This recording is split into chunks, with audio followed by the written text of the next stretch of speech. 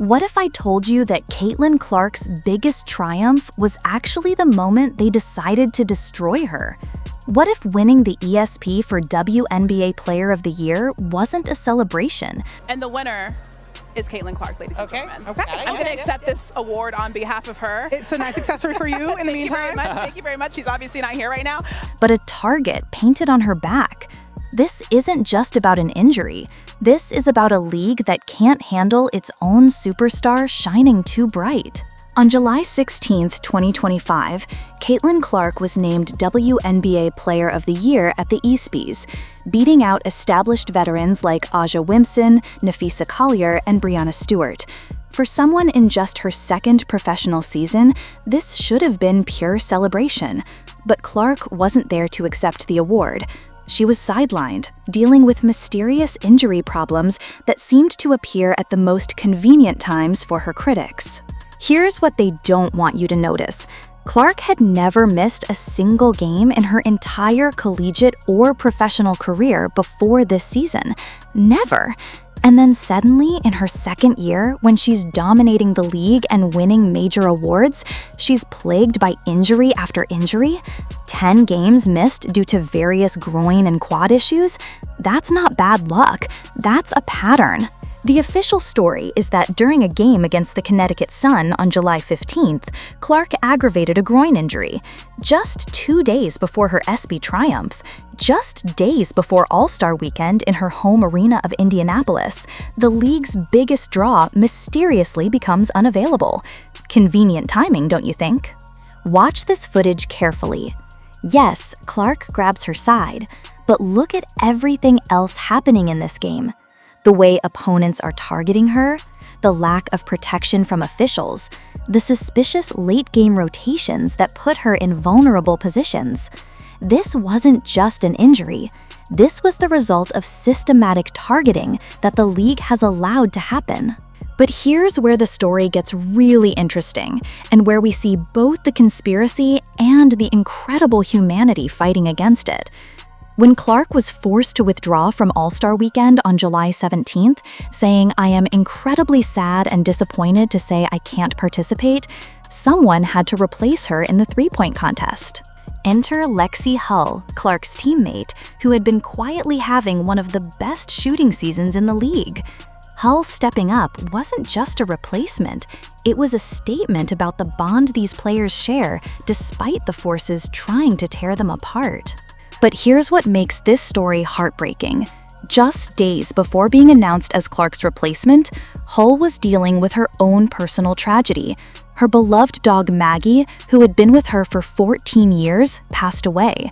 Hull shared the devastating news on social media with black and white photos and a touching tribute, calling Maggie the sweetest Mags and saying home wouldn't be the same without her.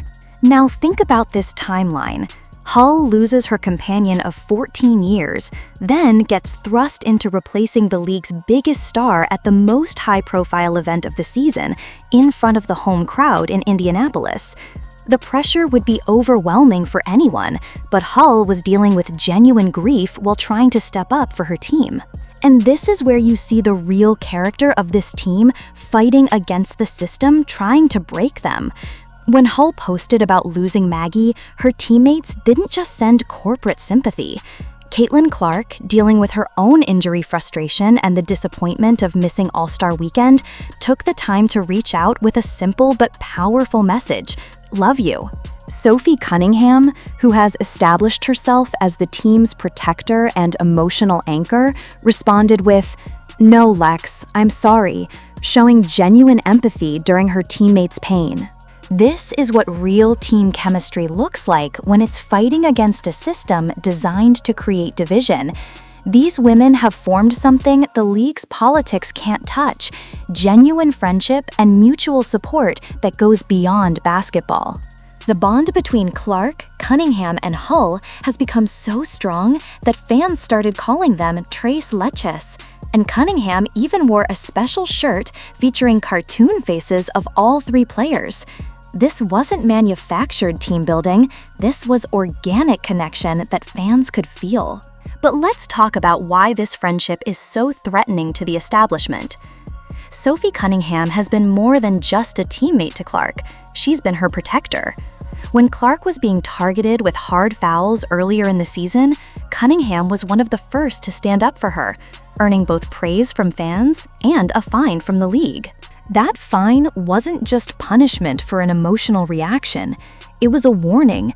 Don't you dare protect the player we're trying to humble. Don't you dare show the kind of loyalty that makes fans believe in something bigger than individual politics.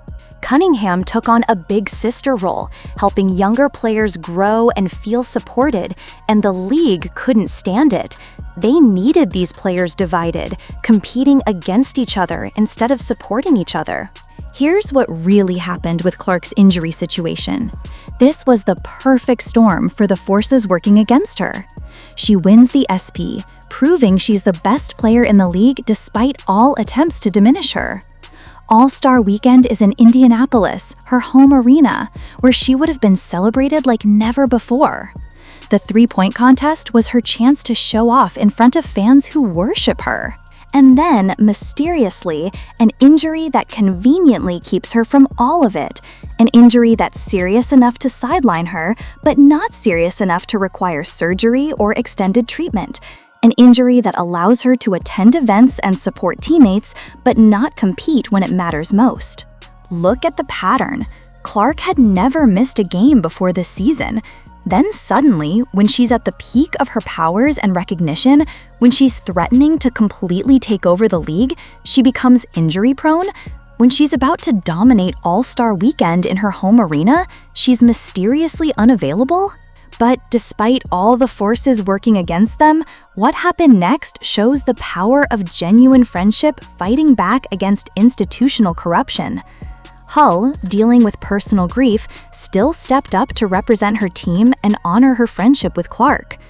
Clark, devastated about missing her moment, still found ways to support her teammates and be present for fans.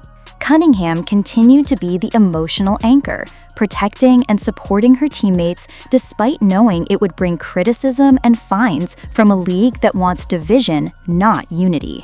This is what they're really afraid of. Players who care more about each other than about league politics. Teammates who will sacrifice for each other instead of competing for individual recognition. A culture of genuine support that makes fans believe in something pure. The establishment wants Clark isolated, wants her teammates jealous, wants the locker room fractured by ego and competition. Instead, they got Hull stepping up with grace during personal tragedy. They got Cunningham willing to take fines to protect her teammates. They got Clark showing maturity and team-first attitude even when her biggest moments were being stolen from her. When Clark said she was trying to balance injury treatment with still trying to enjoy this weekend and soaking all this in, she was showing incredible emotional intelligence. She could have been bitter about missing her moment. She could have been angry about the suspicious timing. Instead, she found ways to be present for her team and fans. This is what championship character looks like when it's fighting against forces trying to tear it down. Hull competing in the three-point contest while grieving. Clark supporting from the sidelines while dealing with injury frustration. Cunningham protecting and leading despite league pushback. But here's what concerns me. How long can this authenticity survive in a system designed to corrupt it? How long can these genuine friendships withstand the pressure of a league that profits from drama and division? How long before the forces that mysteriously injured Clark at the perfect time find other ways to break apart what they've built? The WNBA spent 25 years begging for mainstream attention, and when they finally got it through Caitlin Clark, they couldn't handle losing control of the narrative. They couldn't stand that a rookie was more popular than their established stars. They couldn't accept that genuine talent and authentic personality could overshadow their carefully managed political structure. So they found ways to humble her. Injury problems that never existed before, officiating that allows targeting, media narratives that question her character, and when she wins awards that prove her excellence despite all obstacles, they find ways to make sure she can't fully enjoy those moments. But what they didn't count on was the power of real friendship. What they couldn't break was the bond between teammates who genuinely care about each other. What they couldn't destroy was the authentic love between Clark, Hull, and Cunningham that goes beyond basketball. This story matters because it shows that even in a corrupt system, genuine relationships can survive. Even when leagues try to divide and conquer, real friendships can withstand the pressure. Even when the politics get ugly, authentic care for each other can shine through. Hull losing Maggie and still stepping up for her team. Clark missing All-Star Weekend and still supporting her teammates. Cunningham taking fines to protect players she cares about. This is what real championship culture looks like when it's fighting against institutional corruption. The WNBA may be trying to control and diminish Caitlin Clark, but they can't control the bonds she's formed with teammates who will fight for her. They can't diminish the loyalty of fans who see through their manipulation. And they can't destroy the authentic relationships that make this team special. This is bigger than basketball.